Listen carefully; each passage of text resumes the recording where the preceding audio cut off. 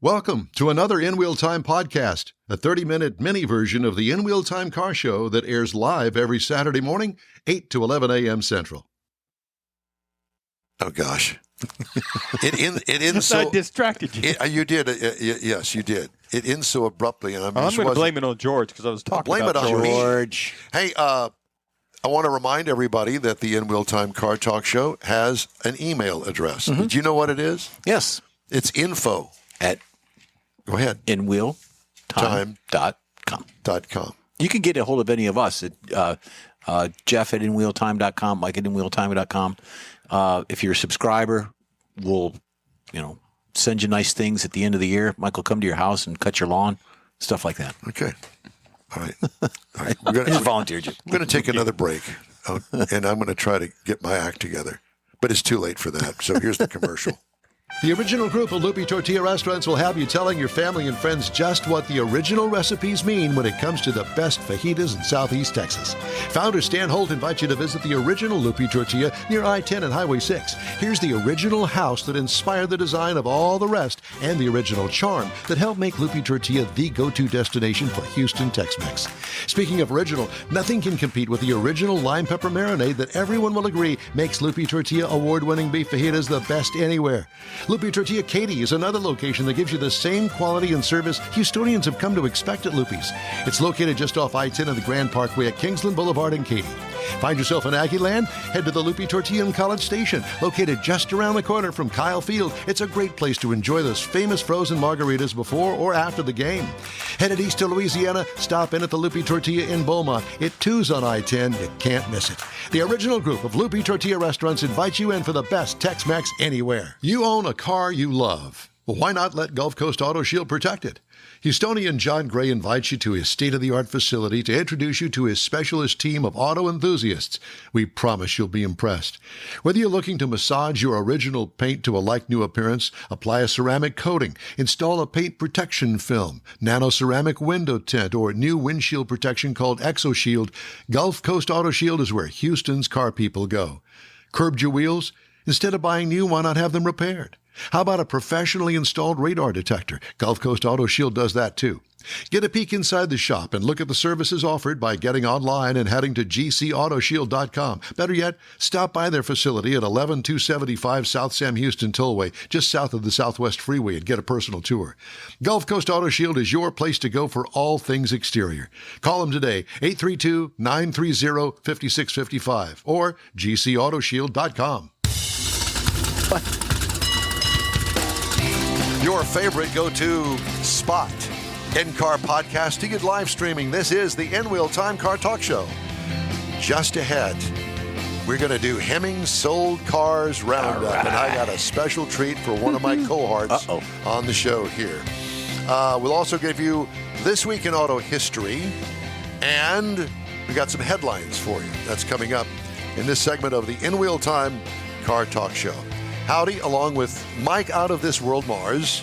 We always need more Jeff Zekin. I'm Don Armstrong. Glad you could join us on this Saturday. It's chilly. It's chilly here. Chilly, I say. It'd be good to have some chili or maybe some stew today. Yeah. Chili. How about some vegetable soup? I could. You can have that anytime. Are you sneering at me? Yes. My wife's trying to turn me into a vegetarian, and I'm resisting it on all places. So you don't have to go like right off the edge. You can work into it. She's been working about 3 years now into it. Really? That's her fault. And why is she trying to get you into the vegetarian thing? Thinks it'll make me healthier and happier. Yeah, she's right. It will. In turn, her too. Yeah. Yes. Because she wouldn't have to cook two meals. Be hers and yours. Well, Kathy's adamant about that, cooking healthy and eating healthy. She made some white bean soup a couple of weeks ago. It was awesome. Yeah. Stuff like that I'm cool with, because that's what it is. Did it have bacon in it? Ham. It had ham in it. Oh, it was gorgeous. Yeah. Becky makes hers with a little bit of kale in it and stuff. Stuff like that I'm good with. But when you sit down and you start saying, vegetable soup? Well, what is it? Vegetable soup is okay. I'm okay with vegetable soup. It just, whenever you start saying, okay, well, you're going to have eggplant parmesan. Okay. What's with it? Nothing. I mean, that's it. Well, eggplant's good because you just prepare it in different ways. Yeah. Well, I know. You could, instead of using spaghetti, you can use squash. But A1 steak sauce does not work well on it, though. I'm just saying. Okay, well, that's the end of that With some discussion. ketchup on he there. kind of quashed that, didn't he? He squashed it. So we were going to have a guest from Hemmings on this half hour. They backed out at the last minute, but we could still have Hemmings We on. certainly can. And we're going to do Hemmings Sold Cars Roundup. It's a thing that we get into.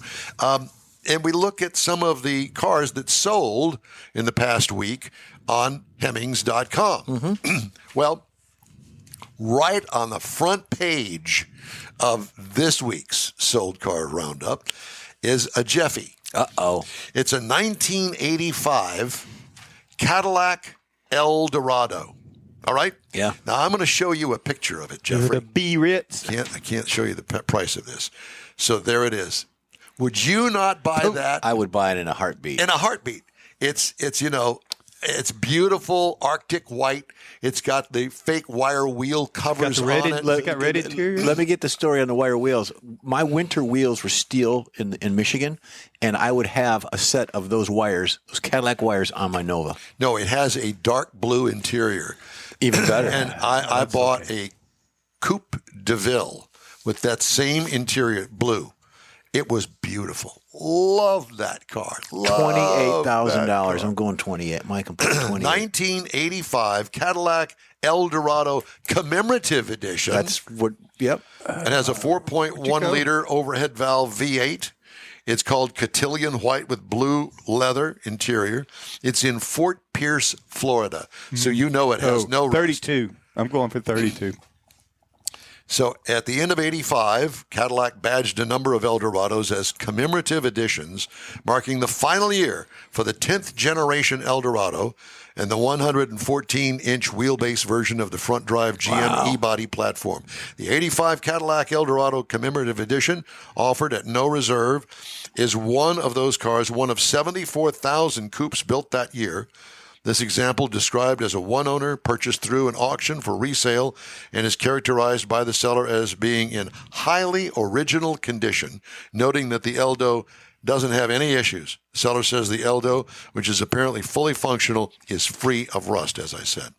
I already told you the engine, prices are going 135 up. horsepower, 200 pound-feet of torque. Now, let me turn the page here. Give me just a second. He's got a whole book on it. I do. I printed the whole thing out because I wanted to make sure that I gave you all of the information. The seller states that the vehicle will be sold on a clean Florida title in his name. An Experian auto check report showing no collision damage will be provided. The 85 Eldo, offered at no reserve, is described as highly original, one-owner car with no issues. I could see a road trip to go drive it back. Heck yes. Oh, yeah. Absolutely.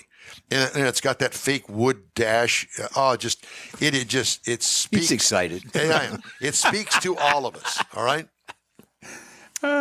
So, what is your bid? I bid 28. And I went for 32. Are you sitting down? I am. It's sold for $4,700. Jeez, you can, by the time you airfare and everything to go down there to get it and get back, less than $6,000, man. Yeah, It's absolutely. a road trip, Jeff. I know would it. do it. And the problem here is that I get in it in Florida and want to tour Florida in it before I head it home. Well, the problem I'm having is it's sold already. So. Well, it is. Yeah. But I guess the point that I'm trying to make, and that I make quite frequently when we do this, is that there are some cars on these public auction sites. Now, granted, we haven't looked underneath it. We haven't had Michael Wooding check it. Right. But I will tell you that from my estimation, it doesn't see how many miles are on it. I would have to ask that. It doesn't matter. It really doesn't matter. Yeah. No, Fort Myers, Florida, probably smells like mothballs. It's great. Yeah, Southwest has got an airfare sale going on for $100. We can fly down there, $300 for the three of us. So there you go. You can take that home and peruse that. I'm going to put it in Show my that to office at Kathy. home. Show that to Kathy. Kathy, Say, you got a birthday coming up. what year is your SRX? 13. Okay, here's a 14. What do you think a 2014 a white SRX would sell for? 10. 10 grand. 10 grand? Well, you're wrong. A 17,850. Oh. Now let's get into some of the other ones. You know, I don't even think I highlighted any of these. No, I didn't. So Pick a pair. you want to do a square body? Sure. Okay, this is a 1978 Chevrolet Cheyenne half-ton pickup truck. Looks like a half-ton. What do you think that would sell for? It's silver and maroon, and it looks super clean. It's a square body Chevrolet. What year is it again? 1978. 78. Now let me just start by saying to you that these square bodies are really hot, Yes, they are. and they ain't cheap. I'm going 17. Mars? I was thinking about that 17, so I'll tell you what, I'll step it up to 22. Okay. Well, you're both right in the ballpark. 18,795 Oh, okay. is what it sold for. I'm going to bypass the Jaguar E-Type. You don't even want to know. No. But it sold for $201,000 along with a ticket to the crazy bin. Because that's where the buyer would have to go. This is kind of interesting. This is a Z06. This is a 2012 Chevy Corvette, $42,000. 2012. It must not have any. It must not have any miles on it. That's the only thing that I it's can rough. think of. Why would you buy that for $42,000? Bald tires. Now, Jeff, a 1976 Okay. Chevrolet Camaro, clean, blue, mid-tone blue. It looks like it's got rally wheels on it. Very clean, not modified. It looks original. What do you think a 1976 Camaro? It's not a Z28. $4,500. Really? No, I was thinking more like 12. 10,500. So Mars won that one. Yep.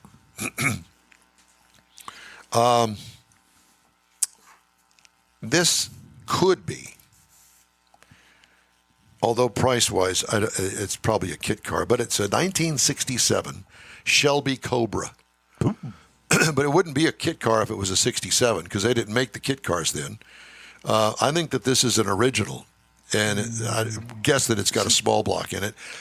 What would you guess that the price of the Shelby Cobra from 67? $72,000. You're thinking it's original. Yeah, thinking- that's not On based the on price. premise that it's original, I'm going to say 110. 47,250. It ain't original. You don't think? No, it'll be a kit car. But it's 67. Yeah, but you could buy a kit car of a 67. It's got the 67. Is that the way that works? I think so. Yeah. I'm not really too sure. This is a Katie car right here. My Katie has always had a hots for a 2007 Pontiac Solstice. Oh. So it would be kind of like a sidestep from the Ford that she's currently got. Because hers is a 2007. A Pontiac Solstice, which was that little thing, the four-cylinder engine in it. Yep. What do you think that sold for? It looks clean. Silver, black top, convertible top. $6,000. Mars? 5. 16.8. It's a little expensive. Yeah. But it must be in pristine condition if it's sold. Somebody for likes that. it. Yeah. All the money. Here's one that I would run the other way. A 1958 Jeep CJ6. Run, Forrest.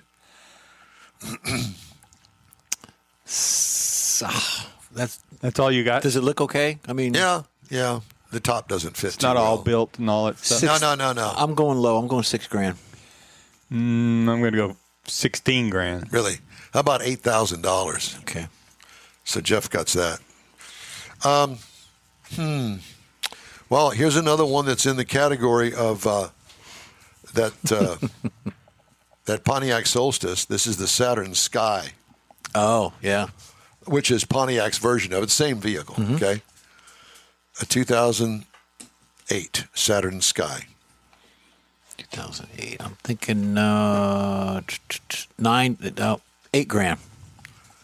Huh, really? Mm-hmm. Well, Mars is away from the table, Yeah, but he's- I'll tell you this, it went for $19,425. What? I guess that the fact that they only made them for a few years. And they're looking at a collector's version. Well, not necessarily, but I think that a clean, unwrecked version of the car would probably sell for that. It's under horsepowered, but that could be taken care of if you wanted to sink money into it. But why would you do that? Just run it. This is a Mars car all the way here. A 1940 Buick 51. Oh. Big Burke. A big Buick, and I'm gonna give you a little preview. Yeah, I'm gonna keep my finger over the price. Okay. Oh, it's a two-door. Oh yeah, it's a two-door, a 1940 Buick 51. 21,000. Mars 18.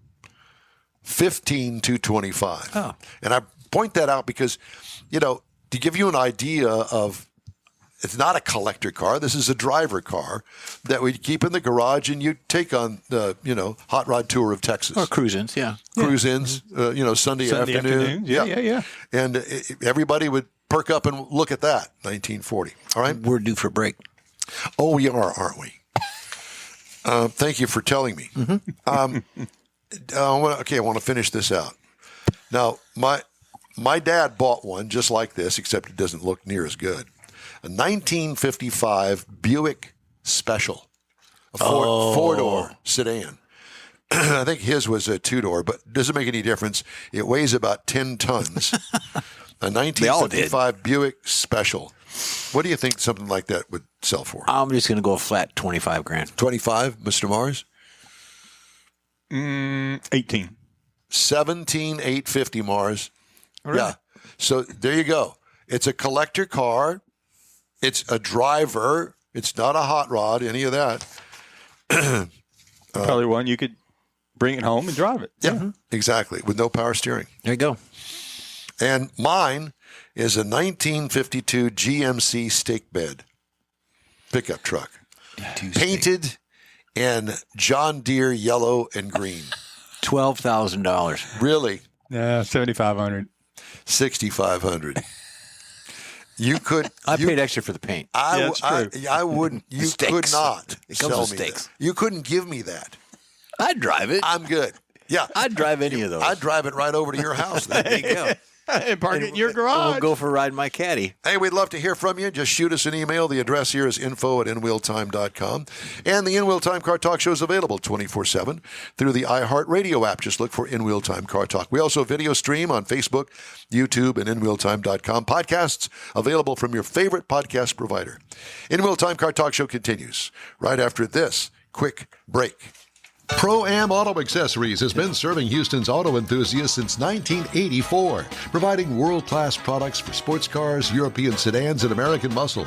Pro-Am is known as the place to go to find exclusive and hard-to-find parts and accessories. Pro-Am is one of the very first distributors in the USA for brands such as Recaro, Redline, Momo, Corbo, and Simpson. Located in the heart of Houston's premier retail and service corridor, the Galleria area, Pro-Am's walk-in storefront includes an 8,000-square-foot warehouse, showroom, and installation bays. Pro-Am not only sells parts and accessories, but also offers installation and service. Pro-Am is now reaching a worldwide audience through Pro-Am.com, taking its local reputation to the rest of the world. At Pro-Am Auto, you'll be dealing with a small group of professionals who truly want to help you with your automotive needs. If you don't see what you're looking for on the website, call and Pro-Am will lend you a hand. Pro-Am Auto, 6125 Richmond at Green Ridge in Houston's Galleria area. Call them at 713-781-7755. Want to feel good about something special you did for someone special? In Wheel Time and the original Lupi Tortilla group of Tex-Mex restaurants have joined together to help a very worthy cause, God's Garage, a Christian-based 501c3 charity. We know there are lots of places and organizations out there where you can donate a car, truck, or SUV, but we're asking you, our car enthusiast family, to consider donating to God's Garage. Visit godsgarage.org and learn about its mission, the women that have been helped, how each one is screened, and about their Restore You program. A car donation is an easy way to make a difference in the lives of others. God's Garage needs good operating vehicles, but will take all types in working and non-working condition. Make your heart and soul feel good by donating your gently used vehicle and help support single mothers, widows, and wives of deployed military at godsgarage.org. Okay, that always takes me by surprise when it ends like that. I've got to do something about that. I got to be better about that. We'll all be better. Got to fix it. Got to be more better. Hey, the 28th annual Keels Wheels Car and In-Water Boat Show returns to the Lakewood Yacht Club in Seabrook May 4th and 5th this year, featuring 60 years of the Ford Mustang and Donzi Boats and a special display of resto mods. You can learn more at keels-wheels.com, and you can also buy discounted tickets there, too. I know it's May 4th and 5th. It's a ways away, but do it now. Well, get yourself Gotta make waxing on that plans. boat, Got lots of waxing stuff on that going on. car, get it all spiffied up. Ford Motor Company CEO Jim Farley on Thursday said the shifting market for electric vehicles has made it tougher to predict the profitability of those models, but that the automaker needs to develop smaller EVs that can make money quickly. Ford in recent months has delayed billions of dollars in investments, cut production, walked back margin targets, and essentially recalibrated its EV strategy in the wake of slower than expected growth in consumer demand. Farley last week said the company is changing tack to develop a smaller, more affordable EV platform that can be profitable soon after launch. Apparently, unlike the Ford Lightning pickup truck. Yeah. A crowd vandalized and set fire to a Waymo self-driving car using a firework in San Francisco last Saturday. The Alphabet-owned company and authorities said, marking the most destructive attack so far on driverless vehicles in the United States. Now, where did you think that this took place? San Francisco. On Saturday night, a crowd surrounded a white crossover vehicle that was moving along a city street in the city's Chinatown district. Michael Vandy, a witness who posted videos of the incident, told Reuters that people were celebrating China's Lunar New Year by setting off fireworks. Person jumped onto the hood of the Waymo vehicle and broke its windshield. Another person also jumped on the hood 30 seconds later, and some in the crowd clapped in approval, according to Reuters and an X-Direct message. His video showed the vehicle engulfed in flames with a huge plume of black smoke. Waymo said someone threw a firework inside, which set the vehicle on fire. Fire department posted pictures on social media of the charred remains of the car and said a firework did start the blaze. San Francisco Police Department said it was investigating the cause of the fire and did not say whether arrests had been made. The electric car, a Jaguar I-Pace, is equipped with 29 cameras and other sensors, and they clearly didn't take that into consideration when they were doing all the damage to the darn thing. The incident was not the first time people have harassed self-driving cars, but its severity may illustrate growing public hostility toward a pedestrian dragging accident last year involving a vehicle operated by General Motors' Cruise unit. On previous occasions in San Francisco and Phoenix, groups have disrupted the operations of self-driving vehicles, blocking their path, trying to enter the vehicles and jumping on their hoods. Videos then went viral, showed people putting orange traffic cones on top of the vehicles to obstruct their sensors and force them to stop abruptly. Waymo offers driverless ride-hailing services in Phoenix and is working to expand the service to Los Angeles and to Austin, Texas. Yeehaw. They took a Waymo out with a ladyfinger. Did they? I don't know, M80, whatever, bottle rocket. I got you. I like the lady finger idea. The lady finger. There you go. No, I don't even want to comment on that anymore. Thank you. Let's do This Week in Auto History. Okay. Mr. That's Mars a great has that. idea. Yes, sir. This week in auto history. Found a few things that are real interesting. This week, American Motors Corporation officially debuted the AMX at the Daytona International Speedway in 1968. Now, this was their new two-seat muscle car, and it hit the track doing 130 miles an hour. I like it. Very impressive at the time. Mm-hmm. And it was the only other American two-seater at the time was the Corvette. Now, the AMX was actually $1,000 cheaper. So it kind of appealed to sports car people and muscle car enthusiasts because the 1969 model, the top of the line, had a 340 horsepower, 390 cubic inch V8. So this was a very popular car. It got the younger buyers into the showrooms, but it really didn't take off. So AMC discontinued the AMX after 3 model years, and the final number, there was only 19,134 of these cars built. So if you see one out in the wild, consider it pretty rare. Also this week, the Chrysler PT Cruiser began production. God. This was in the year 2000 for the 2001 model year. Did you ever drive one of those? I had one as a company car. Oh my God! What a tin Saw can one with that a thing. rear engine Hemi in it that stood up on the back end. No. It was cool. Okay. So when this car first went on sale, though, the demand outpaced the supply. I mean, they could not make them fast enough, and it actually won the 2001 North American Car of the Year award. Didn't win any awards from me. So this car was inspired by old school hot rods and panel vans from the 30s and 40s, and it stood out as compared to the other cars. It led into a bunch of other cars came in, like the Plymouth Prowler, the Volkswagen Beetle, HHR. When this car stopped production in 2010 model year, there was over 1.3 million units sold, and you probably can't find 10 of them now on the road. Couldn't. Also this year in automotive history, at the Chicago Auto Show in 1989, the MX-5 was introduced. It's a lightweight sports car, two-seater. It had several different unique features, weighed 2,200 pounds with a standard 5-speed manual transmission. 115 horsepower, started at $14,000. By the time this particular first year moved into the second generation, they sold 228,961, and they are still selling Mazda Miatas out there. Yes, they are.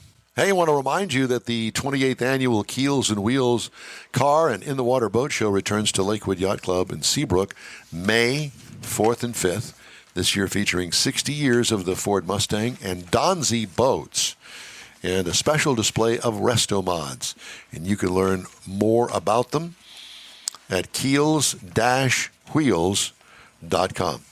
All right, time now for a quick break. We're going to wrap up today's show right after this. Stay with us. The original group of Loopy Tortilla restaurants will have you telling your family and friends just what the original recipes mean when it comes to the best fajitas in Southeast Texas. Founder Stan Holt invites you to visit the original Loopy Tortilla near I-10 and Highway 6. Here's the original house that inspired the design of all the rest and the original charm that helped make Loopy Tortilla the go-to destination for Houston Tex-Mex. Speaking of original, nothing can compete with the original lime pepper marinade that everyone will agree makes Loopy Tortilla award-winning beef fajitas the best anywhere. Loopy Tortilla Katy is another location that gives you the same quality and service Houstonians have come to expect at Loopy's. It's located just off I-10 and the Grand Parkway at Kingsland Boulevard in Katy. Find yourself in Aggieland? Head to the Loopy Tortilla in College Station, located just around the corner from Kyle Field. It's a great place to enjoy those famous frozen margaritas before or after the game. Headed east to Louisiana? Stop in at the Loopy Tortilla in Beaumont. It too's on I-10. You can't miss it. The original group of Loopy Tortilla restaurants invites you in for the best Tex-Mex anywhere. You own a car you love. Well, why not let Gulf Coast Auto Shield protect it? Houstonian John Gray invites you to his state-of-the-art facility to introduce you to his specialist team of auto enthusiasts. We promise you'll be impressed.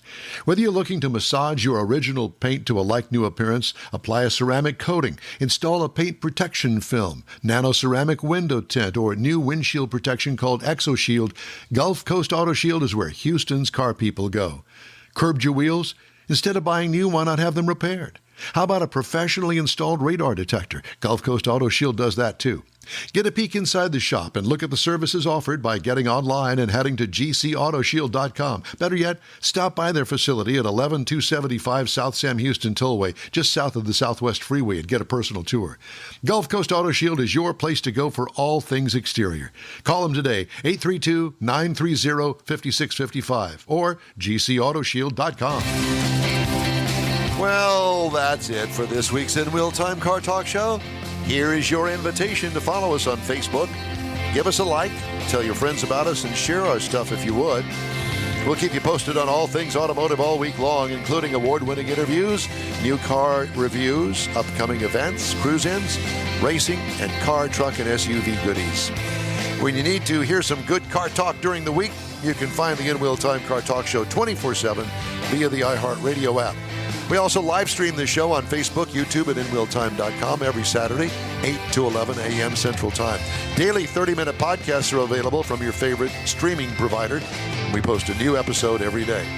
The In-Wheel Time Marketing Advertising Advisor and Video Technical Director is We Always Need More Jeff Zekin. For Booking Agent, Do It All, and IT Connoisseur, Mike Mars, and Chief Engineer David Ainsley, I'm Don Armstrong. We hope you join us for another live award-winning production of the In Wheel Time Car Talk Show next Saturday, February 24th, on all of our In Wheel Time Car Talk outlets, where we'll be at the Hemi Hideout in Brookshire, Texas. Yep. That'll be 10 to 1 next week, special time 10 to 1. Have yourself a great weekend, and hey, stay warm out there, and we'll see you next week from the Hideout.